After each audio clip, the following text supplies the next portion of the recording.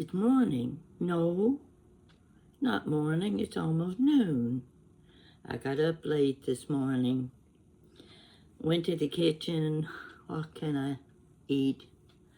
Well, I had a loaf of cinnamon bread. Love that stuff. Cinnamon toast. Put a little butter on it. That's all you need.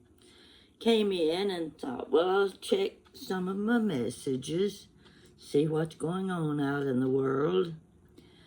And I'm eating my cinnamon toast. Flip on YouTube. And the first thing I see is Billie Jean. And guess what he's making? Banana pancakes. Well, of course, I couldn't go past that. I had to watch. I watched. He has a way of making things look very simple. He's very neat with his work. And he produces things that make you want to go to the kitchen and try them yourself.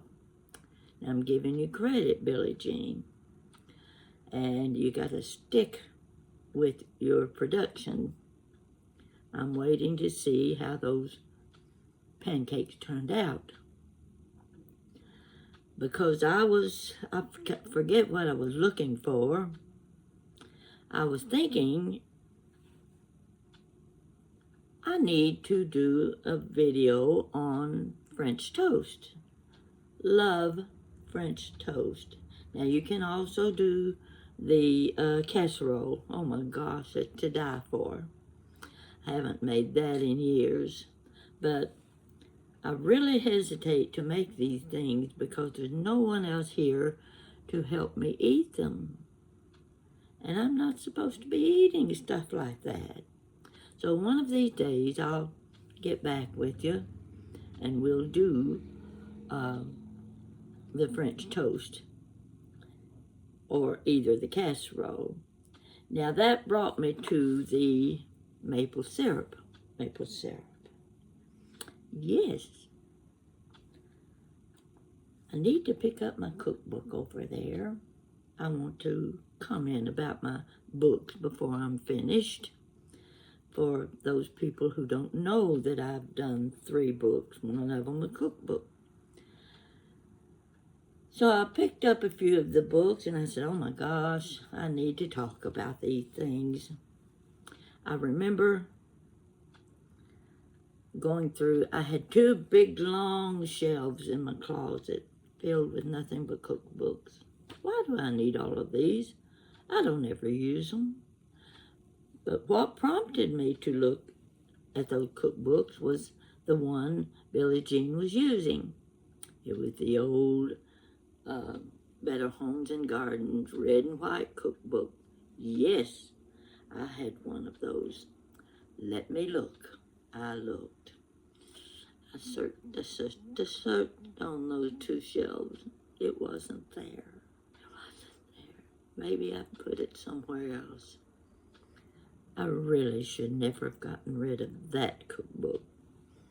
It's one of the, I'd say, top 10.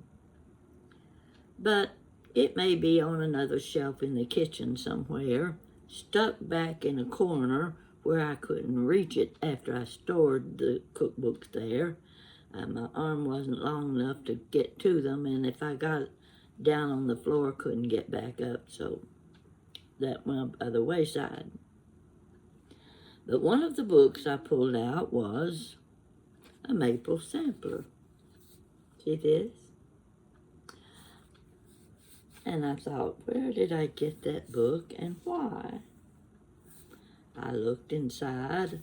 Always you want to check the publication date. And this book was put out in 1985. Now, it's just a small one.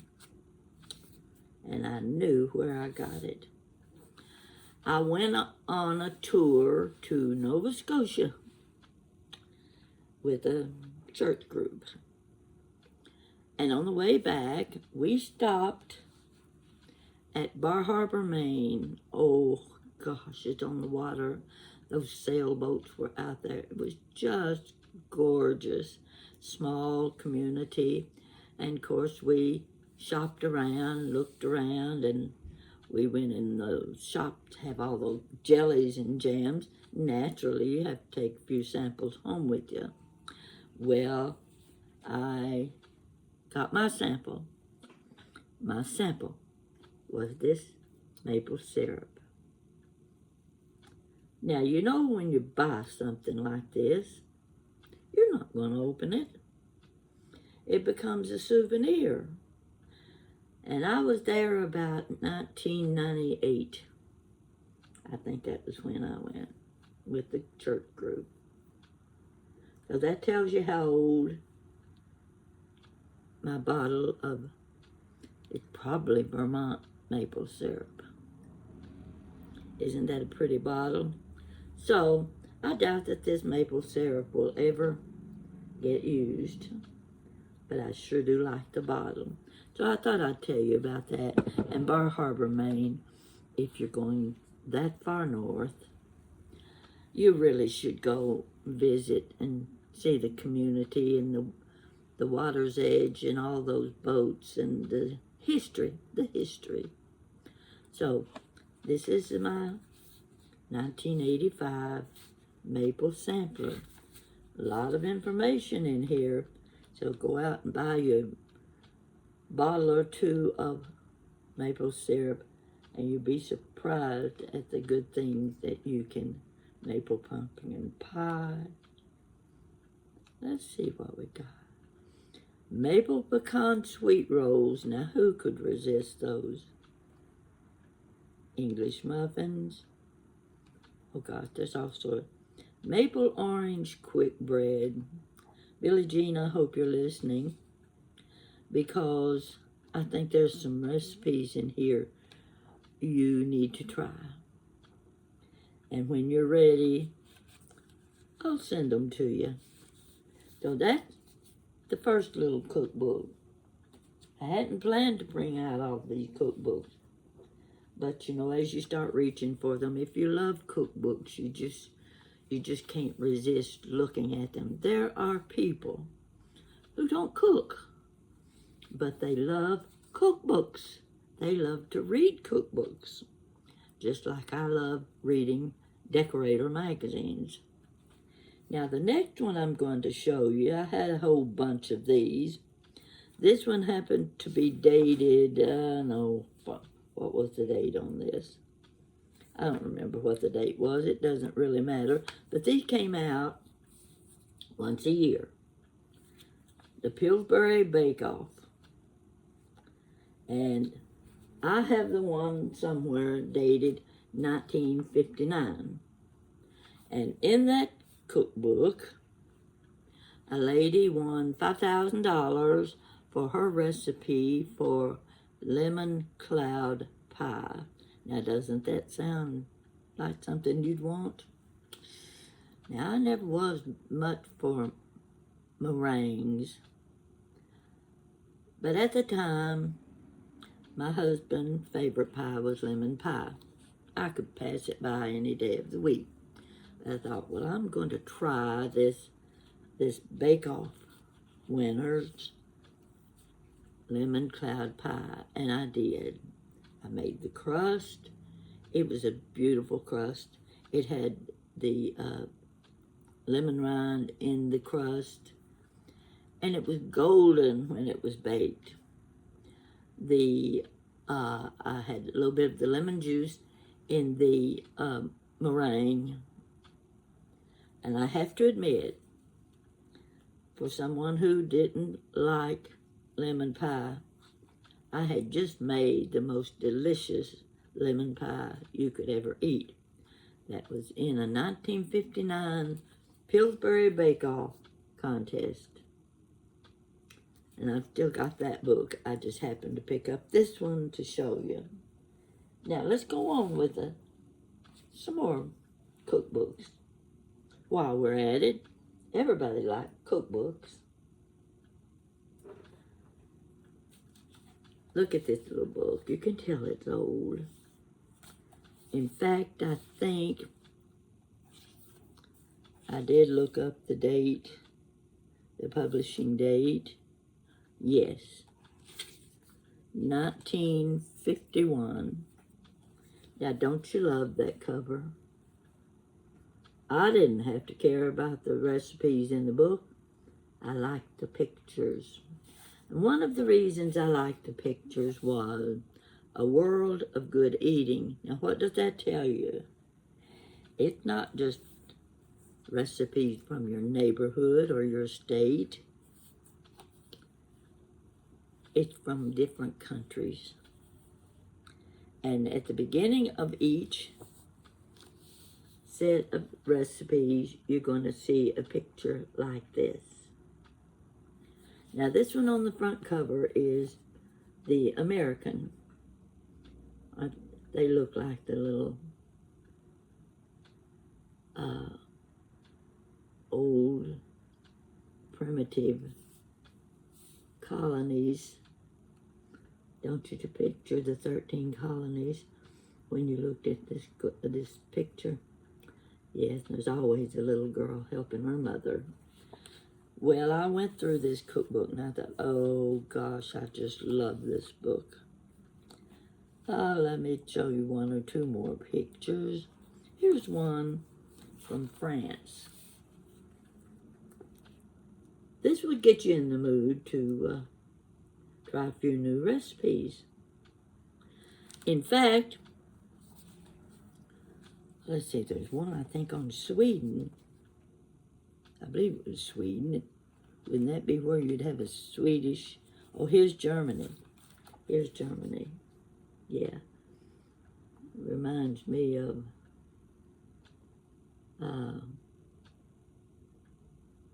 what, that little dilly song.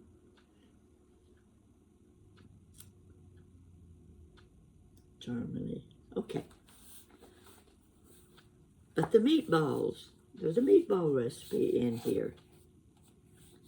I'm going to check it out because I love meatballs. And I love them when they've been soaked in the grape jelly and the Heinz or something, one of the tomato sauces. And you'll have a really, really good party treat when you do the meatballs. But I've never made the meatballs myself. I just buy them in the freezer section. That suits me just fine. And they're very good if you get the Swedish meatball.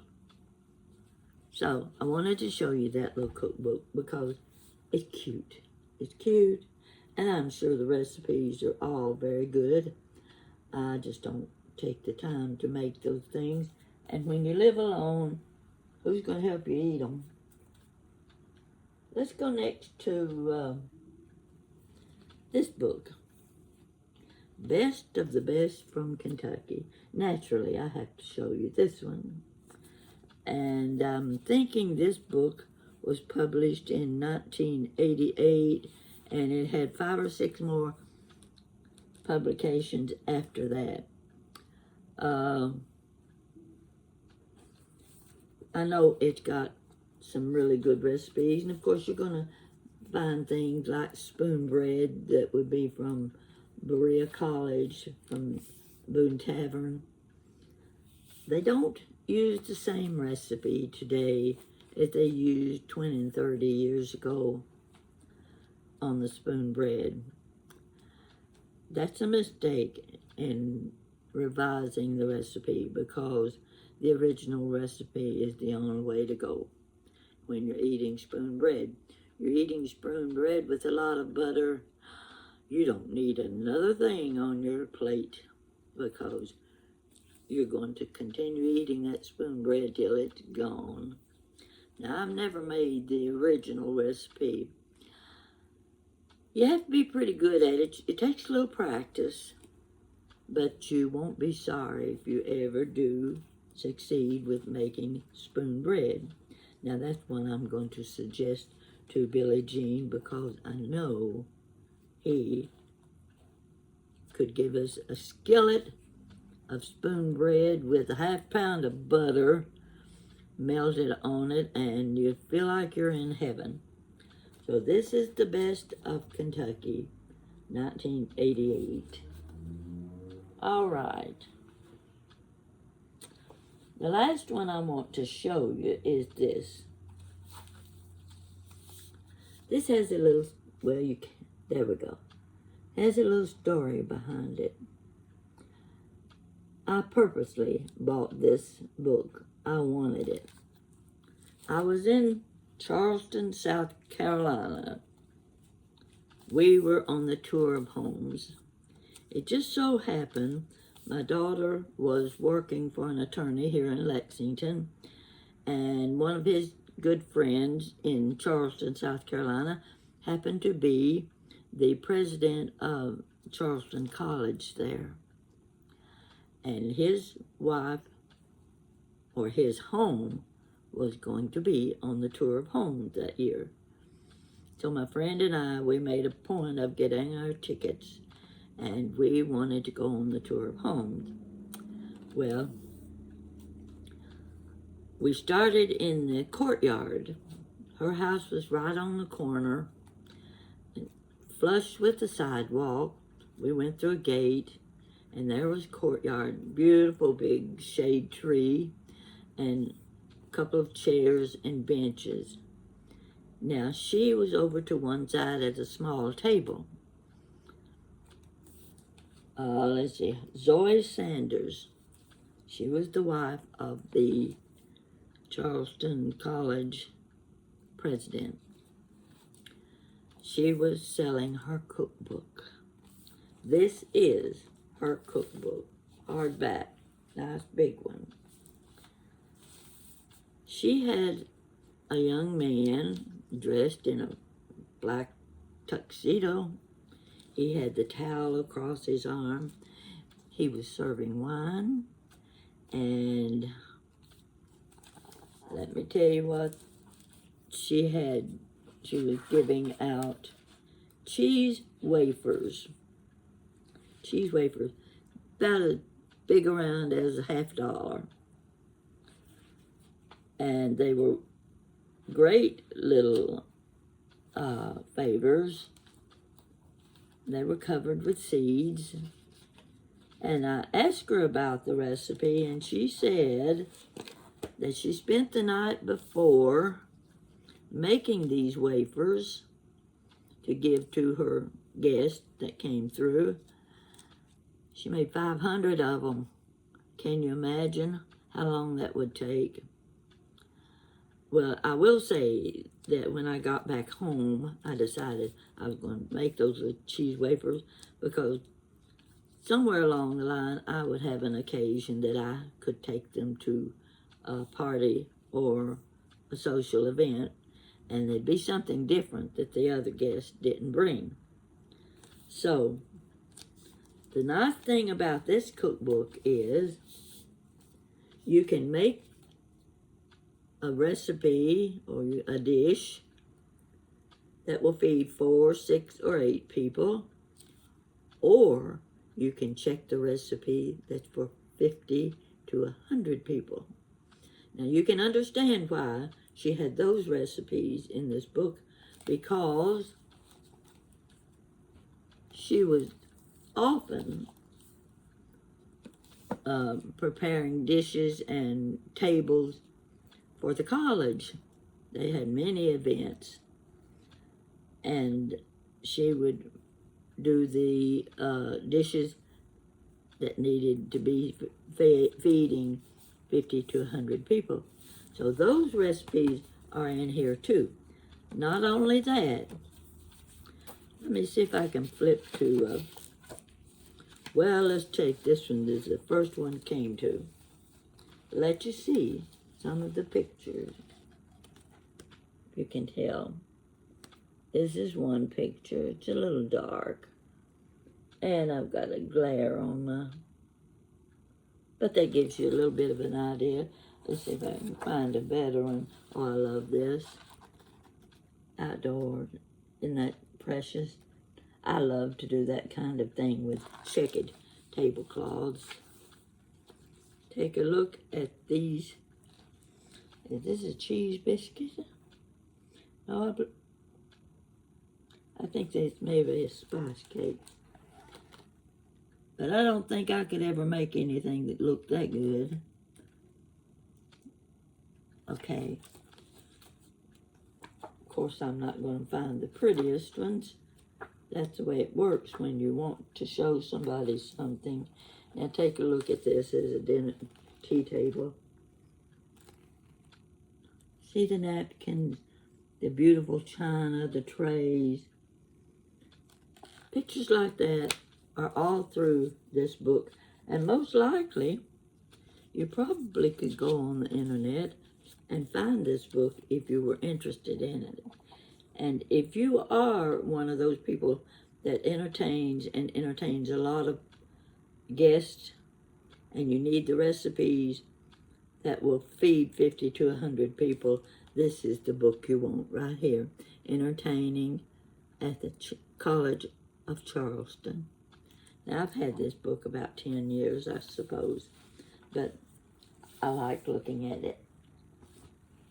All right, now we're getting down to the main feature. You know, I've published 3 books, self-published. They're on Amazon if you're interested. Going to start with the first one I did. I didn't know what I was doing. Jan was helping me, and I ended up at the Carnegie Center that's connected to University of Kentucky. And I went there. I was told by a neighbor, go down there. They'll help you publish your own book. It's not going to cost you what it would if you went to a big publisher. So, and since this is your first one, they'll lead you through it, which is what I did.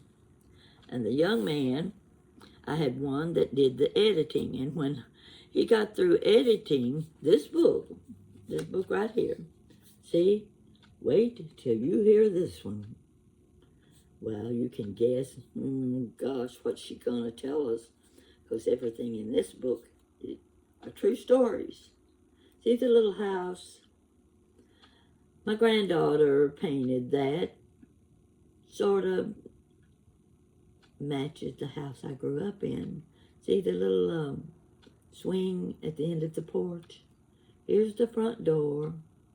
That's as big. Porch was actually a little wider than that, but she hadn't seen it, so she was having to go by my description. This is supposed to be a dogwood tree right here. And you see the awnings above the bedroom window, and this is over the porch. So, had a long sidewalk out to the street. Now, we sat on that porch night after night during the summer months.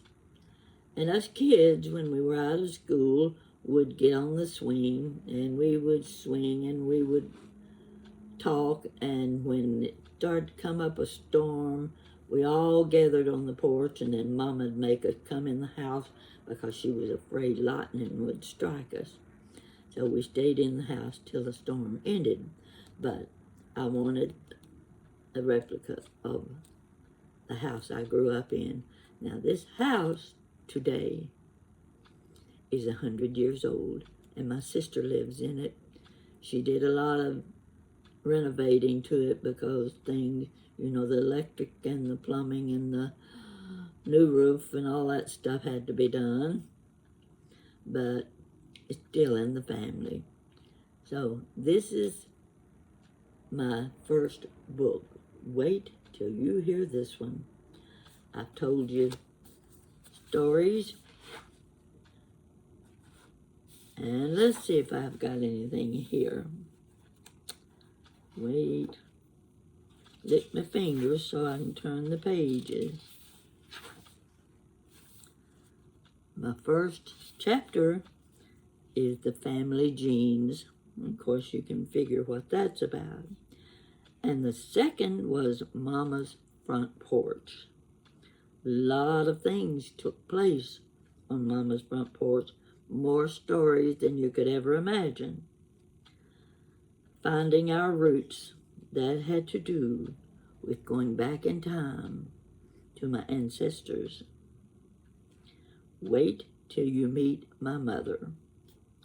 Okay, I give you a rundown on the kind of person my mother was from beginning to end when she died in 1998 at the age of 101. I tell you about the World's Fair. The World's Fair I'm talking about took place in 1904, St. Louis, Missouri. Here's a funny little story. The house is on fire. You'll love that story. It was about my dad's sister and her family who lived on a farm. And that's as much as I'm going to tell you because this is a funny story. My Uncle John was my dad's oldest brother.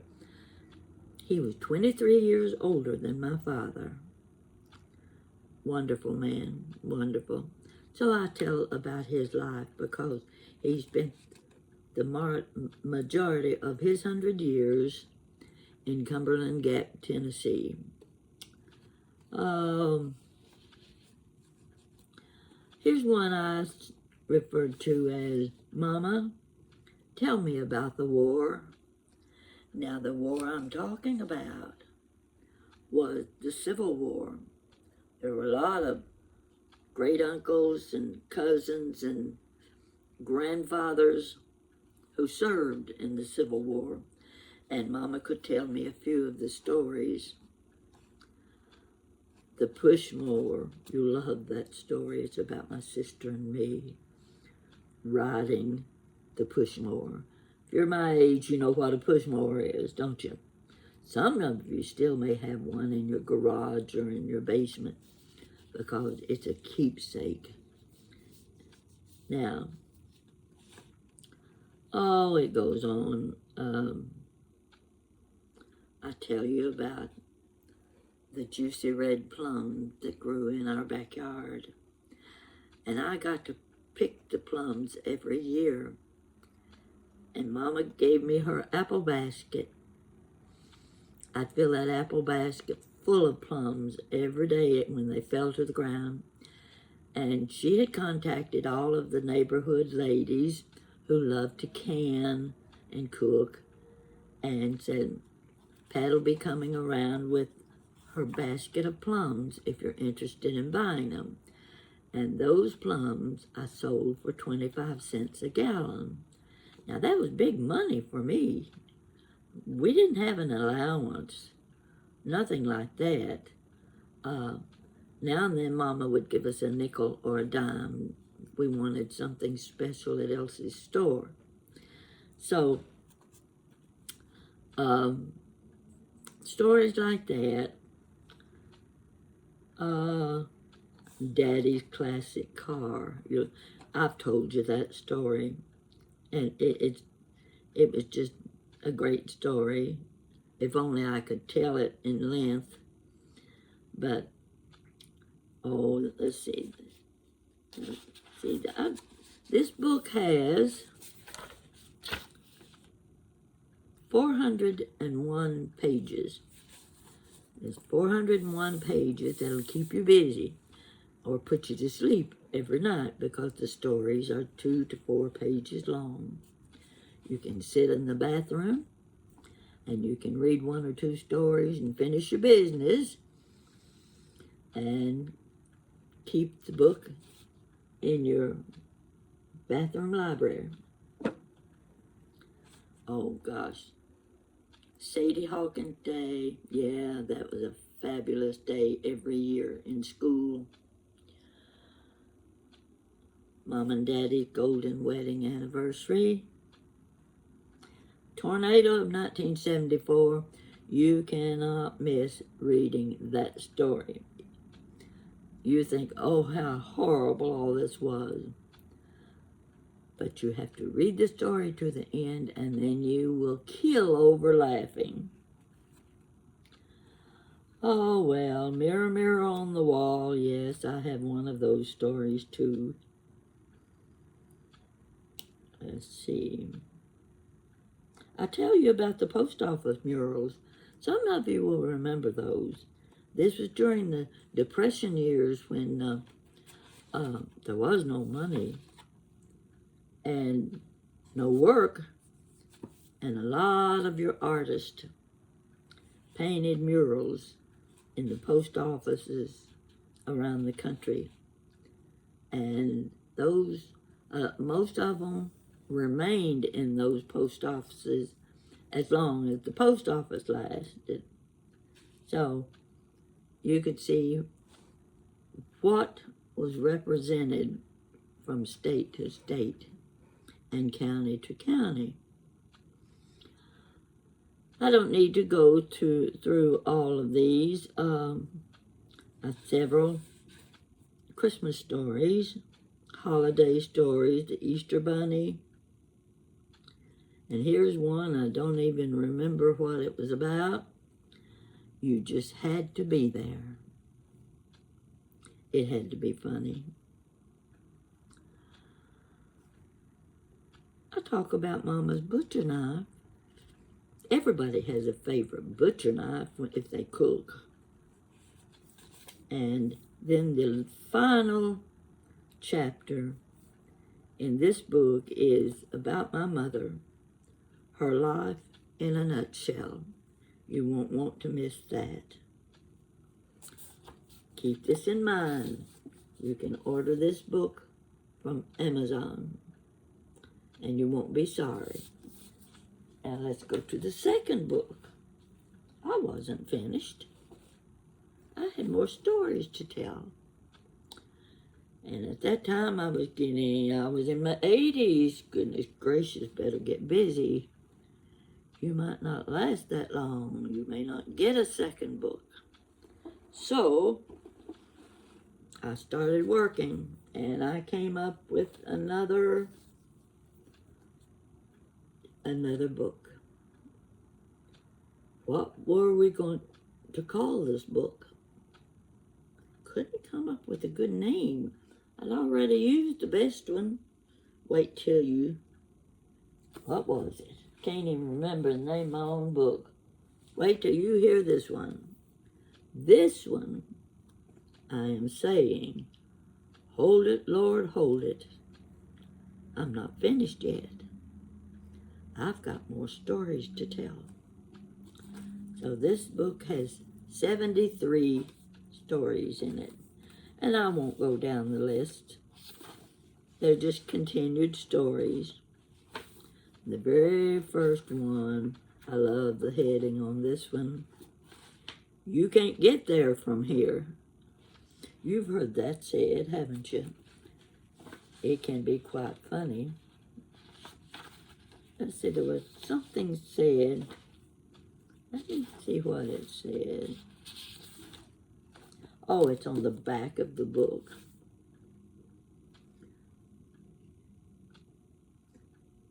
I'll read a little bit.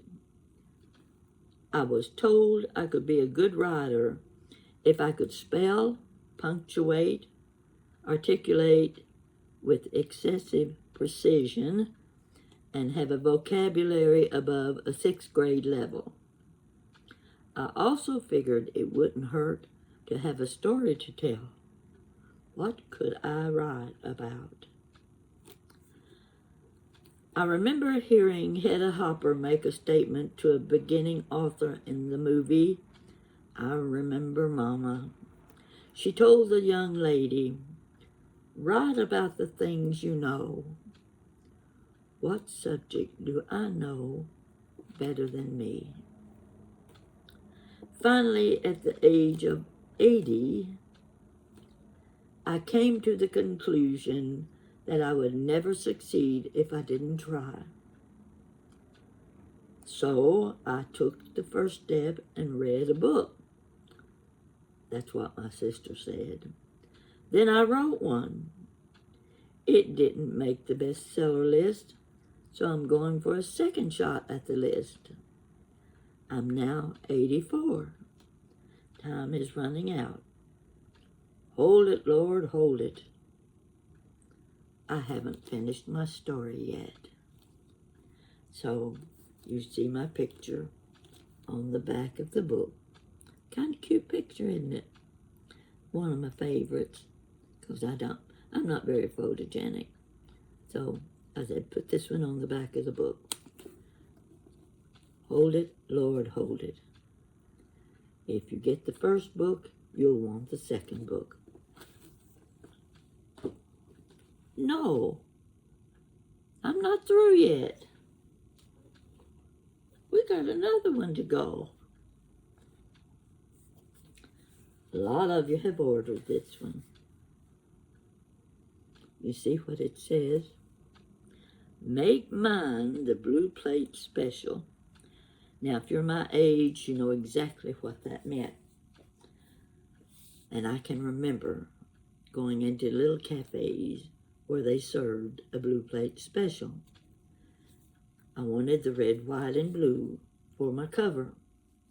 Now, this is a blue willow bowl of mine. And this is a beautiful dish of beef vegetable soup. It was good, I'll tell you. I ate that dish of vegetable soup that day. So, many of you have ordered this book. I'm not the best cook in the world, but everybody kept saying you need to do a cookbook, so I did. There are some very good recipes in here. There's one I want to look and see if I've added, because if I didn't, I should have. This was a cake. I just hope it's in here. Sometimes we forget our favorite recipes. Here we go. Okay, let's see if I can find it. Yes. Date orange cake. I made that cake once. This was not my mother's recipe. I had visited a couple of sisters in their home about 1969. They lived in one of those big old homes with the porch across the front, upstairs. Huge foyer and everything in that house was antique. I was in a dream world. They took me through, it took them 2 hours to take me through the house and describe the important thing. And when we finished, we went to the kitchen, and she served me out of her green depression glass plates. Oh, they were so pretty. She served me a slice of the date orange, what do I call it? See, I forget real quick. I'll tell you again, date orange cake. I'd never eaten it before. Wasn't sure I would like it. It was kind of like a jam cake, but it was not your dark jam cake. It was a light colored jam cake. And when I ate that, I said, this is the best cake I've ever eaten.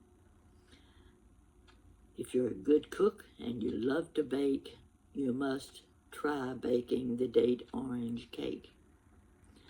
It's in this book, so you might want to order the book. The books are $15 each. And I'm trying to sell some of them. Of course I'm trying to sell some of them. I started off talking about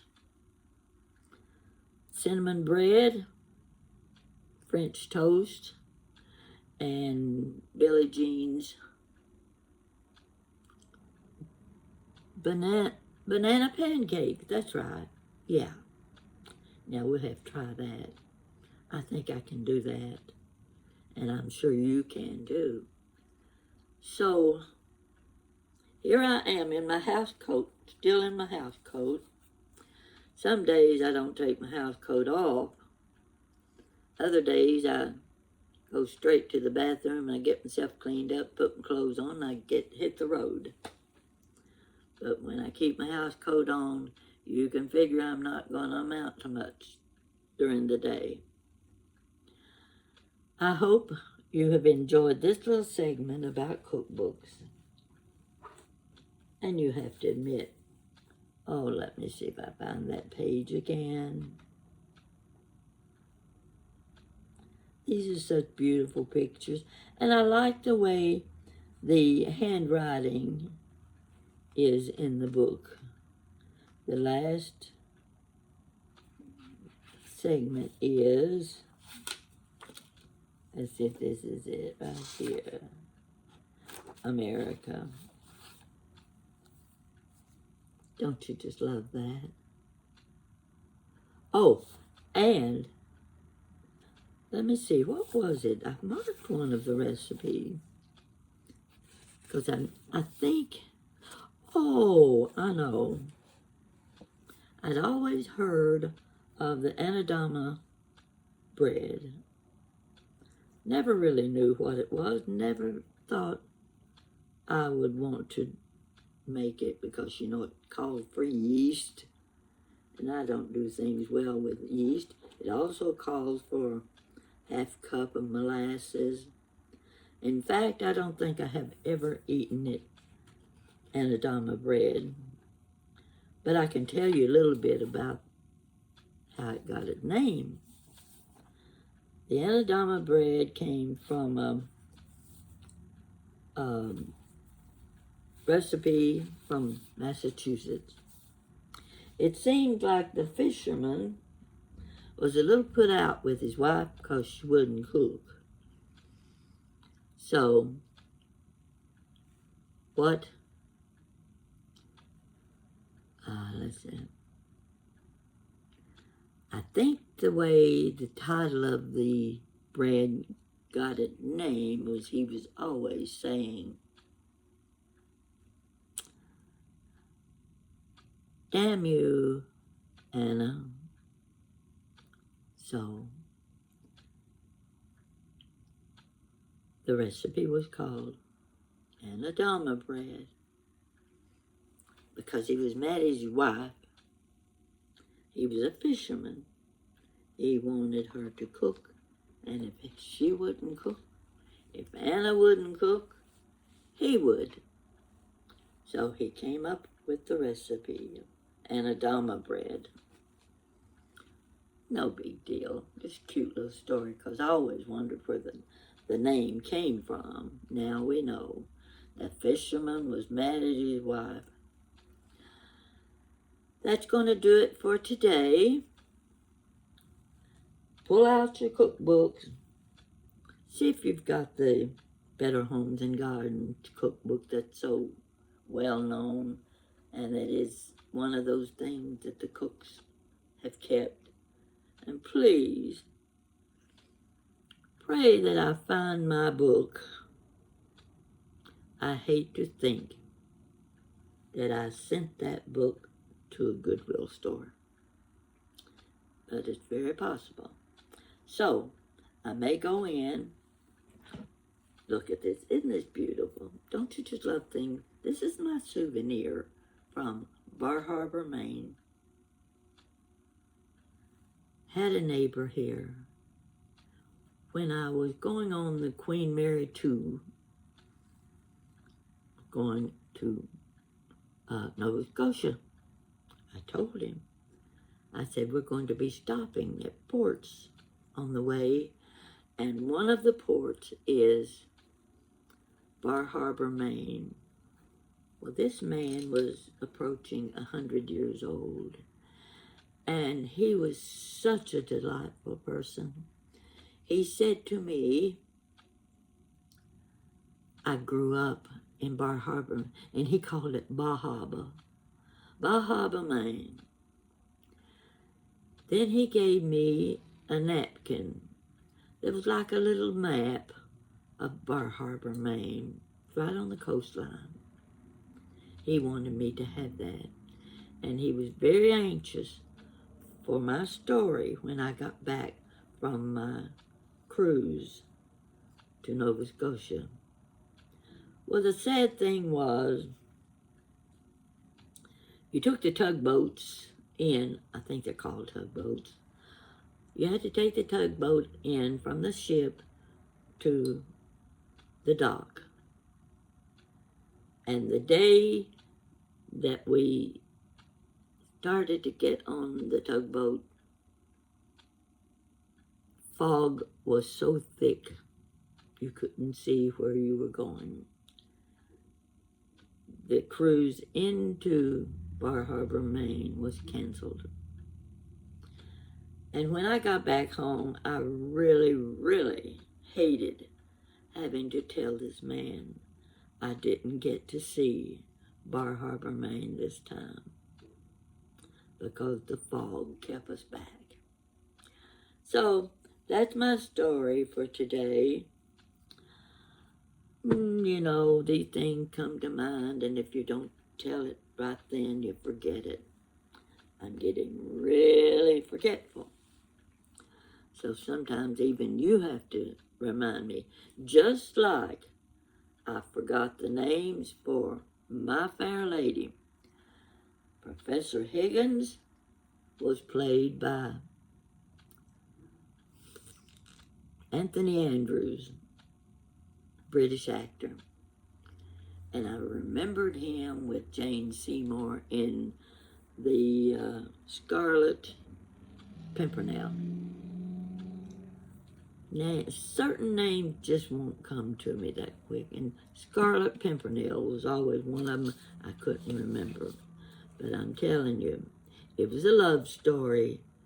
And I fell in love with Anthony Andrews. And there I sat on the front row of the theater. I could have put my feet right up on the rail around the orchestra pit. And this Professor Higgins walked forward to the front of the stage, and my friend sitting next to me, I started punching. Do you know who that is? Oh, she didn't know. She didn't go to movies. She went to Broadway shows. I was the one that went to all the movies, knew all the movie stars. I said that to Anthony Andrews. Had no idea he was playing the part of Professor Higgins. And I was just a matter of a few yards from him. I wanted to climb out of my seat and over the orchestra pit and get up there to touch that man. Well, of course, I wasn't that brazen, but it's still a good memory. Yes, and it was a beautiful, beautiful production. So that's going to finish my story today. I've said enough. And you let me know what you think about the cookbooks, and especially the one from the Charleston College. It's a really nice cookbook. And one of these days, well, I did make the little crackers. Can you imagine making 500 of those things the night before you're going to have open house? Oh, and the thing I forgot to tell you, this was what impressed me. It was a beautiful day when we walked into her courtyard, and I looked up, and hanging from a big tree limb was a chandelier up above our heads. She was at her table selling her cookbooks, and the young waiter was in his tuxedo, and he was serving glasses of wine. Can life get any better than that? So I got to meet her, and I got to tell her that I knew her husband's friend. You know, that helps a little sometimes. Gives you something to talk about. Stick with me.